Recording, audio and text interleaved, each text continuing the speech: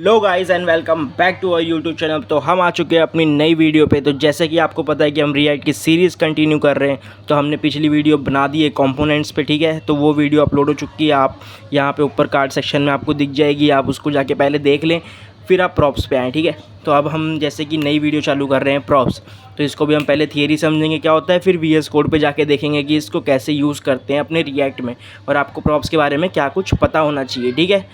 तो चलो तब तक शुरू करते हैं प्रॉप्स। तो सबसे पहले हम देखते हैं कि प्रॉप्स होते क्या हैं, ठीक है। तो जैसे कि हम देखेंगे प्रॉप्स क्या हो गया, शॉर्ट फॉर्म फॉर प्रॉपर्टीज़। तो प्रॉप्स का यार फुल फॉर्म जो होता है ना, वो प्रॉपर्टीज़ होता है, ठीक है। तो इसको शॉर्ट में हम प्रॉप्स बोलते हैं रिएक्ट में, ठीक है। ये हम क्यों यूज़ करते हैं, प्रॉप्स क्या है, क्यों यूज़ करते हैं इसको, जब हमको कोई भी डाटा भेजना होता है एक कंपोनेंट से दूसरे कंपोनेंट में, ठीक है। जैसे कि हमने कोई एक पेज पे कुछ सर्च कर लिया है, ठीक है, हमने कंपोनेंट बना लिया फैच का। अब वो फैच का जो डाटा आ रहा है ना, वो मेरे को दूसरे कंपोनेंट पे शो करना है, मतलब दूसरे कंपोनेंट पे भी शो करना है। तो मैं कैसे करूँगा, तो हम उस समय हमको प्रॉप्स यूज़ होता है। अगर हमको एक कंपोनेंट से डाटा दूसरे कंपोनेंट में भेजना है तो हम प्रॉप्स का यूज़ करते हैं, ओके। सो यार प्रॉप्स होते क्या, प्रॉप्स इम्यूटेबल होते हैं, मतलब कि आप उसको चेंज नहीं कर सकते चाइल्ड कंपोनेंट की तरफ से। तो यार ये ऐसे होता है ना कि एक बार जो डाटा जाता है वो पेरेंट से ही चाइल्ड में जाता है, मतलब जो भी चीज़ आपने पेरेंट से भेजी है ना, वो चाइल्ड में जाएगी, पर आप उसको चाइल्ड में उस चीज़ को मॉडिफाई नहीं कर सकते। It always modified in parent section only, okay. So अभी आगे देखते हैं और इसके बारे में। तो यार बेसिकली देखा जाए तो प्रॉप्स को हम यूज़ ही क्यों करते हैं, वाई वी यूज़ प्रॉप्स। सो यार प्रॉप्स को हम इसलिए यूज़ करते हैं, जैसे कि मैंने आपको एक बताया कि कंपोनेंट्स में जो डाटा हम लोग जो डाटा हमको अलग अलग जगह भेजना होता है, तो कंपोनेंट्स में हम उसको यूज़ करते हैं कि डाटा अगर हम एक जगह से यहाँ भेजना है, दूसरी जगह कंपोनेंट में भेजना है, तो हम इसके लिए यूज़ करते हैं प्रॉप्स को।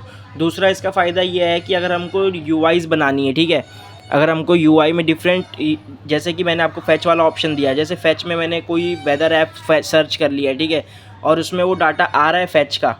तो जैसे कि उसमें बहुत सारा डाटा आता है, हमको एक ही पेज पे सब कुछ नहीं दिखाना है, हमने कोई दूसरा कंपोनेंट बना के वहाँ पे थोड़ा सा डाटा दिखाना है, तो हम उस स्क्रीन पे कैसे दिखाएंगे, by making our data accessible by using props, ठीक है। सो और इसमें होता है, ये हमको क्या अलाउ करता है, कस्टमाइजेशन अलाउ करता है कंपोनेंट्स के अंदर। ये सारा हम VS कोड में देखेंगे कि ये कैसे करते हैं, क्या करते हैं, फिलहाल सिर्फ कॉन्सेप्ट पे ध्यान देते हैं। तो यार वाई यूज़ प्रॉप्स तो हमने देख लिया, अब देखते हैं कि how props work in React में इसका वर्क फ्लो क्या है, क्योंकि अगर आप किसी चीज़ की वर्क फ्लो समझ लोगे ना, तो वो आपके लिए बहुत ईजी हो जाएगा।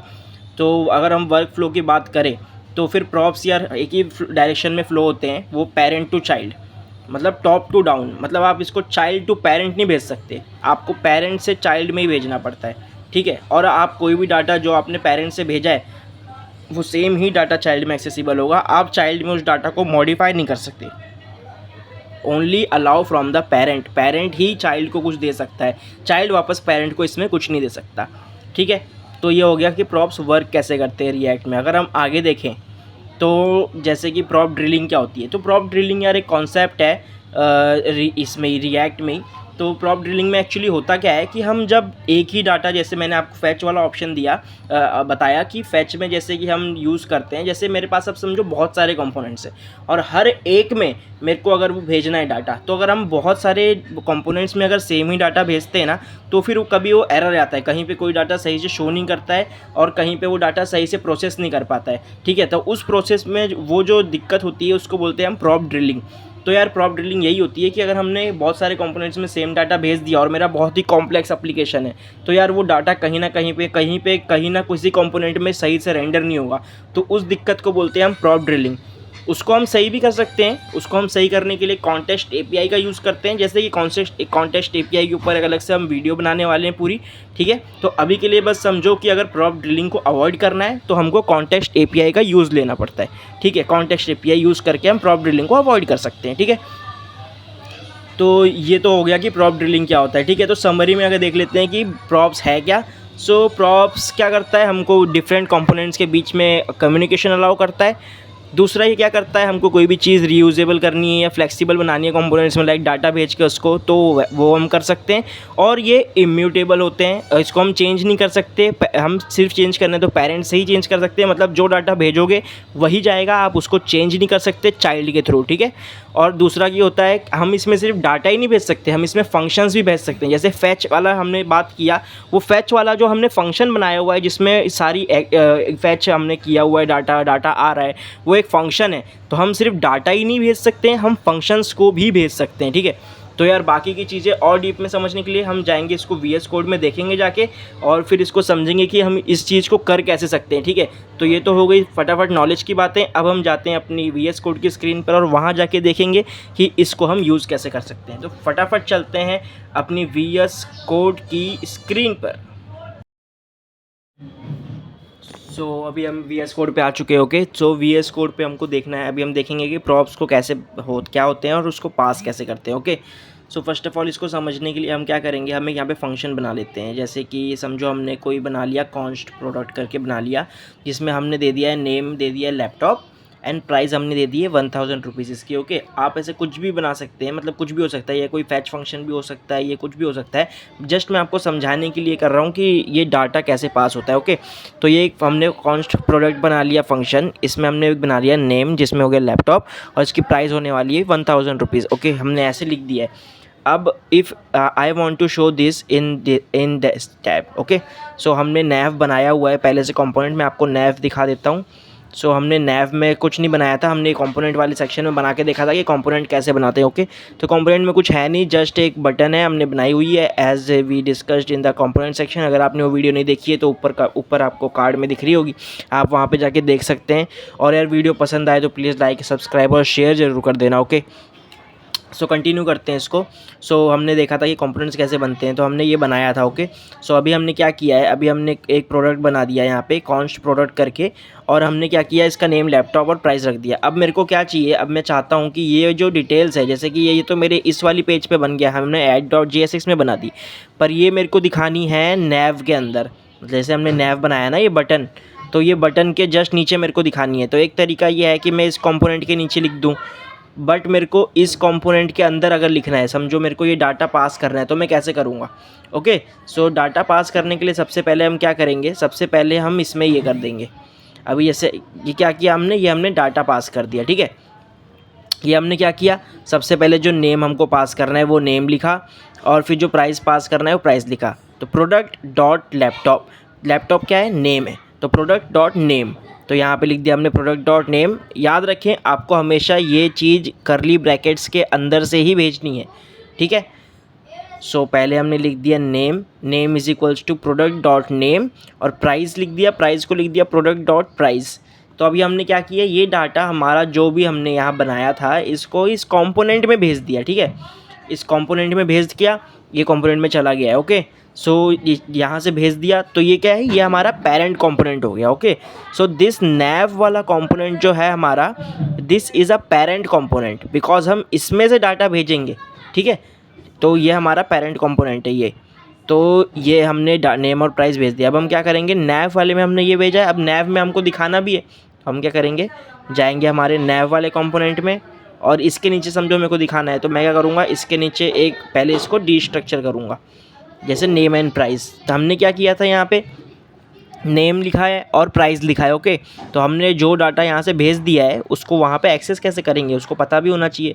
तो हमने क्या कर लिया, इसको यहाँ पे डीस्ट्रक्चर कर लिया, यहाँ पे करली ब्रैकेट्स के अंदर हमने लिख दिया नेम प्राइस। आप कितने भी डाटा यहाँ पे भेज सकते हो। ओके, ये हमने 2 ही डाटा यहाँ पे भेजा है, आप देखो पहले हमने 2 ही डाटा भेजा है यहाँ पे, नेम एंड प्राइस। नेम हमने लिखा है प्रोडक्ट डॉट नेम, और क्योंकि ये नेम है, और प्राइस हमने लिखा है प्रोडक्ट डॉट प्राइस, तो ये वाला प्राइस है। तो हमने क्या किया, नैव बार में सबसे पहले इसको डीस्ट्रक्चर कर लिया कि नेम और प्राइस हमको चाहिए। अब हम क्या करेंगे, अब हमको शो करना है, तो अब हम इसको एक हमने डिव बना लिया, और जैसे कि आपने देखा, जैसे ही हमने इसको लिखा यहाँ पे ये चीज़ आ गई। तो हमने क्या किया, प्रोडक्ट में डीस्ट्रक्चर तो किया हुआ था हमने, तो डीस्ट्रक्चर किया था तो नेम आ गया यहाँ पे, नेम इसको करली ब्रैकेट में दिखा दिया, और प्राइस हमने इसको यहाँ पे प्राइस पे दिखा दिया। ओके, ये डीस्ट्रक्चर किया हुआ था, इसलिए हमने फटाक से इसको लिख दिया। तो ये होता है प्रॉप सेंडिंग। तो हमने इस तरीके से प्रॉप्स को एक कंपोनेंट से दूसरे कंपोनेंट में सेंड कर सकते हैं। जैसे कि हमने इसमें तो कुछ भी देखो फंक्शन नहीं लिखा है, वो फंक्शन हमारा कहाँ है, यहाँ पे है, पर हमने उसको एक्सेस कहाँ किया, यहाँ पे किया। तो ये हो गया हमारा प्रॉप को हम पास कैसे करते हैं। तो ये है हमारा चाइल्ड कंपोनेंट। अगर मैं यहाँ से चाहूँ तो यहाँ से मैं इसको चेंज नहीं कर सकता हूँ। ये डाटा जो है इसको मैं अगर यहाँ पे चेंज करके दिखाता हूँ आपको, यहाँ पे समझो मैंने 1 लिख दिया इसके आगे, तो वो चीज़ रेंडर ही नहीं होगी, ठीक है, क्योंकि जो डाटा हमको पेरेंट्स से मिल रहा है हम उसको ही कर सकते हैं। हम ये हमारा चाइल्ड कंपोनेंट है, ठीक है। यहाँ पे हम कुछ भी चीज़ चेंज नहीं कर सकते, हमको जो डाटा जैसे मिल रहा है हमको वैसे ही लिखना पड़ेगा। दैट्स वाई ये है हमारा चाइल्ड कंपोनेंट। तो हम चाइल्ड, हमने क्या पढ़ा था, डाटा फ्लो सिर्फ होता है पेरेंट टू चाइल्ड, ना कि चाइल्ड टू पेरेंट, ठीक है। तो ये चाइल्ड कंपोनेंट है, तो ये हमको डाटा दे नहीं सकता, ठीक है। हम बस इसमें डाटा भेज सकते हैं, और डाटा हमने कहाँ से भेजा, यहाँ से। तो ये है हमारा पेरेंट कंपोनेंट, यहाँ से हमने डाटा भेजा है। यहाँ पे मैं कुछ भी कर सकता हूँ, यहाँ पे मैंने समझो लैपटॉप की जगह वॉटिफाई राइट सौरभ लिख दिया, ओके। सो देखो ये चेंज हो गया, हम यहाँ पे कुछ भी कर सकते हैं, क्यों, क्योंकि ये हमारा पेरेंट कंपोनेंट है, ठीक है। तो ये ऐसे समझ गया आप। और इसको अगर मैंने प्राइस मिटा दिया, ओके, यहाँ से प्राइस मिटा दिया तो प्राइस हट जाएगा, नहीं, प्राइस हटेगा नहीं, क्यों, क्योंकि हमने यहाँ पे डिव में भी तो लगाया हुआ है, इसको भी तो हटाना पड़ेगा। इसको भी हटा दिया, और अगर इसको भी यहाँ से हटाना पड़ेगा, ठीक है। तो हम एक प्रॉप भी भेज सकते हैं, 2 प्रॉप भी, मल्टीपल प्रॉप्स भी भेज सकते हैं, सिंगल प्रॉप भी भेज सकते हैं, ठीक है। इसको अगर सेम टू सेम आप अगर कॉपी करके वापस नीचे लिखोगे, सॉरी, इसको सेम टू सेम हम वापस लिख के देखते हैं एक बार, ठीक है। तो जितनी बार आप लिखोगे उतनी बार आपको ये दिखेगा, ठीक है। सो इसमें ये तो परफेक्ट हो गया एकदम, ओके। तो ये आपको समझ में आ गया कि प्रॉप्स होते क्या हैं, उनको बनाते कैसे हैं, ठीक है। ये हमने प्रॉप बना के दिखा दिया आपको, और उसको एक्सेस कैसे करते हैं, और उसको कंपोनेंट में सेंड कैसे करते हैं, और वहाँ से उसको एक्सेस कैसे करते हैं, ठीक है। ये सब आपको समझ में आ चुका है। यार प्रॉप ड्रिलिंग जो होता है वो क्या होता है वो भी बता देता हूँ मैं आपको इसी में, कि जैसे अभी मेरे पास सिर्फ एक ही कंपोनेंट है, जैसे मैंने आपको सिंपल सा पेज बना के दिखाया है, ये एक नैव कंपोनेंट है। जैसे इस कंपोनेंट की तरह मेरे पास अगर 50 40 50 30 20 कितने भी अगर कंपोनेंट्स हैं, अगर मोर देन डैट कंपोनेंट्स होंगे मेरे पास, समझो मेरे पास बहुत सारे कंपोनेंट हैं, तो सब में अगर मैं ये सेम डाटा भेजूंगा तो सेम तरीके से अगर मैं भेज रहा हूँ फिर तो ठीक है। पर अगर किसी कंपोनेंट में मैंने इस डाटा को यहीं एक्सेस कर लिया तो वो दिक्कत दे देगा, ठीक है। तो वो है हमारा प्रॉप ड्रिलिंग, ठीक है। और प्रॉप ड्रिलिंग को अवॉइड करने के लिए हम हमेशा कॉन्टेक्स्ट एपीआई का यूज़ करते हैं, ठीक है। कॉन्टेक्स्ट एपीआई हम वीडियो बनाएंगे पूरी, उसके ऊपर वीडियो आपको इसके बाद ही आने वाली है, उस वीडियो को देखेंगे हम, तब हमको समझेगा, अलग से वीडियो उसके ऊपर बनाने वाली है, ठीक है। और आपको कोई भी कॉन्सेप्ट अगर समझ में नहीं आया है तो आप मेरे को बता सकते हो कमेंट सेक्शन में, मैं आपको वापस समझा दूंगा और उसके ऊपर एक वापस वीडियो बना दूंगा, ठीक है। तब तक के लिए थैंक यू, गुड बाय। और यार वीडियो अच्छी लगी तो प्लीज़ सब्सक्राइब कर देना, ओके। तो चलो तब तक के लिए थैंक यू, गुड बाय।